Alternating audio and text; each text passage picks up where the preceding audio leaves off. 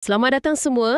Hari ini kita nak kupas satu sumber penting, sebuah ceramah oleh Dr. Muhammad Khair Al-Sha'al. Fokusnya amalan terbaik dalam 10 hari pertama bulan Zulhijjah. Memang satu tempoh yang sangat istimewa dalam Islam. Betul tu, sangat istimewa. Jadi misi kita kali ni, kita nak tapis, nak cari amalan-amalan utama yang dianjurkan, terutama untuk anda yang mungkin tak berpeluang nak tunaikan haji tahun ni. Ya, betul. Sumber ni pun tegaskan, para ulama sepakat 10 hari ni adalah hari-hari terbaik sepanjang tahun. Terbaik. Lebih baik dari siang hari Ramadan. Walaupun, yelah, malam terakhir Ramadan tu tetap lebih utamalah. Jadi ia macam satu reset rohani tahunan gitu. Satu peluang keemasan kiranya. Persoalannya macam mana kita nak manfaatkan betul-betul musim bonus ibadah ni. Okey, sumber ni bagi 5 amalan utama. Jom kita tengok satu-satu. Amalan pertama dan mungkin paling asas, taubat. Ya, taubat. Dan bukan sekadar taubat biasa-biasa. Sumber tekankan pentingnya kita perbaharui taubat yang betul-betul ikhlas.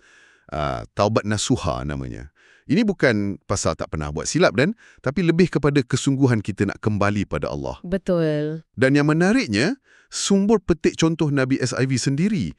Baginda beristighfar, minta ampun lebih 70 atau 100 kali sehari. Wow, 100 kali sehari. Itu satu peringatan yang kuat kan, betapa kita ni sentiasa perlukan keampunan. Tepat sekali.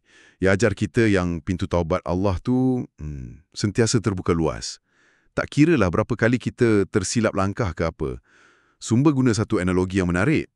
Macam kita ni, mungkin kita hilang sabar maafkan orang lain kalau dah banyak kali, tapi Allah tak macam tu. Mendalam maksudnya tu. Ada juga disebut kisah seorang kenalan penceramah yang meninggal tiba-tiba. Jadi, itu macam satu peringatan lah tentang hidup ni tak pasti kan? Kena bertaubat segera. Dengan hati yang tulus. Bukan sekadar cakap kat bibir, tapi hati tu masih berniat nak ulang dosa. Tak jadi macam tu. Faham. Macam peniaga itulah. Buka kedai hari-hari, tak tahu bila rezeki besar nak datang. Kita pun terus bertaubat. Tak tahu taubat mana yang betul-betul diterima nanti. Analogi peniaga tu memang kena sangat. Okey, jadi lepas fokus pada pembersihan diri melalui taubat, sumber ni beralih pula kepada macam mana kita nak isi malam-malam berharga ni. Betul. Amalan kedua, menghidupkan malam dengan ibadah tentunya. Ada satu hadis riwayat Tirmizi yang dikatakan pahala puasa setiap hari dalam tempoh ni sama macam puasa setahun. Dan beribadah setiap malamnya pula sama macam ibadah pada malam Lailatul Qadar. Subhanallah. Ganjaran besar macam Lailatul Qadar tu. Ya, dan dipetik juga kata-kata Sa'id bin Jubair. Lebih kurang maksudnya, jangan padamkan pelita kamu pada malam-malam 10 Zulhijjah. Maksudnya teruskan beribadah lah kan. Tapi realitinya mungkin ada yang letih sangat, sibuk kerja. Sumber ada bagi panduan tak? Macam mana nak buat? Ada.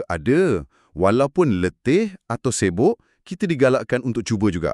Solat malam ke, tahajud ke, walaupun sikit. Boleh buat sorang-sorang kat rumah. Atau dengan kawan-kawan. Atau kalau ada peluang, join program kat masjid.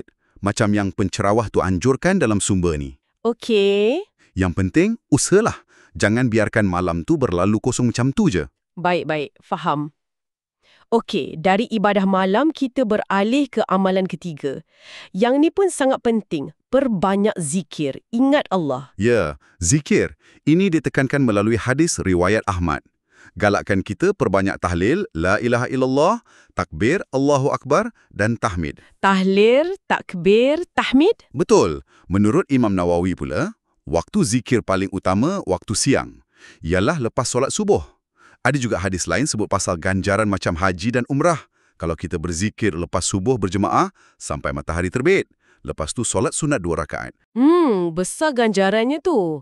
Jadi secara umumnya, memang digalakkan tingkatkan zikir lah sepanjang hari-hari ini. Terutama sekali nanti pada hari Arafah. Cakap pasal hari Arafah ni, ini membawa kita ke amalan keempat, puasa kan? Tepat sekali. Puasa. Sumber rujuk riwayat Abu Daud, katanya Nabi SAW biasa berpuasa pada 9 hari pertama Zulhijjah. Tapi puasa pada hari Arafah, 9 Zulhijjah tu, yang tu diberi penekanan khusus. hari Kumuncak Haji tu kan? Ya, hari wukuf. Ada satu hadis riwayat Muslim yang ni memang sangat beri harapan. Puasa hari Arafah ni diharapkan dapat hapuskan dosa setahun sebelumnya dan setahun sesudahnya. Masya Allah. Setahun sebelum, setahun selepas. Ya, jadi anda memang sangat-sangat digalakkanlah berpuasa pada hari itu. Walaupun mungkin ada cabaran sikit, sibuk ke, letih ke, tapi usahakanlah. Satu peluang keemasan betul untuk pemutihan dosa kan? Dan perlindungan untuk masa depan. Okey, dah 4.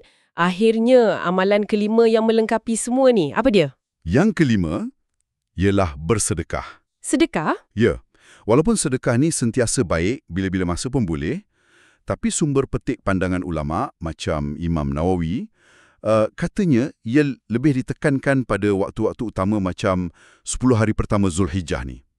Keutamaannya tu standing macam kita bersedekah dalam bulan Ramadan atau dekat tempat-tempat mulia macam Mekah dan Madinah. Jadi ada extra points lah kiranya bersedekah waktu ni. Boleh kata macam itulah. Ia seolah-olah melengkapi ibadah peribadi kita tadi, taubat, solat malam, zikir, puasa, dengan satu aspek keprihatinan sosial pula. Kongsi rezeki sempena musim yang mulia ni. Baik. Jadi kalau kita kumpulkan balik 5 mutiara dari sumber ni, pertama, perbaharui taubat nasuha. Kedua, hidupkan malam dengan ibadah. Ketiga, perbanyak zikir, tahlil, takbir, tahmid. Keempat, berpuasa, terutamanya hari Arafah. Dan kelima, perbanyakkan sedekah. 5 perkara penting ni. Betul. 5 amalan utama. Jadi, apa maknanya semua ni untuk anda yang berdengar? Ia sebenarnya satu jendela peluang rohani yang terbuka luas tau. Dalam sibuk-sibuk kita hari-hari ni, inilah masanya nak recharge spiritual kita. Satu peluang yang mungkin lebih berharga dari yang kita sangka kan? Iyalah. Dan kalau kita fikir balik, lihat gambaran yang lebih besar sikit, fokus pada amalan-amalan ni, ia bukan sekadar untuk 10 hari ni je sebenarnya. Ia boleh jadi macam pemangkin, pencetus perubahan. Maksudnya? Maksudnya, persoalan penting untuk anda renungkan, macam mana pengalaman rohani yang intensif dalam tempoh singkat ni, 10 hari ni, boleh bagi inspirasi dan momentum. Momentum untuk anda kekalkan amalan baik ni secara lebih konsisten sepanjang tahun. Bukan hanya tunggu musim-musim tertentu je baru nak buat. Macam mana nak bawa semangat ni terus?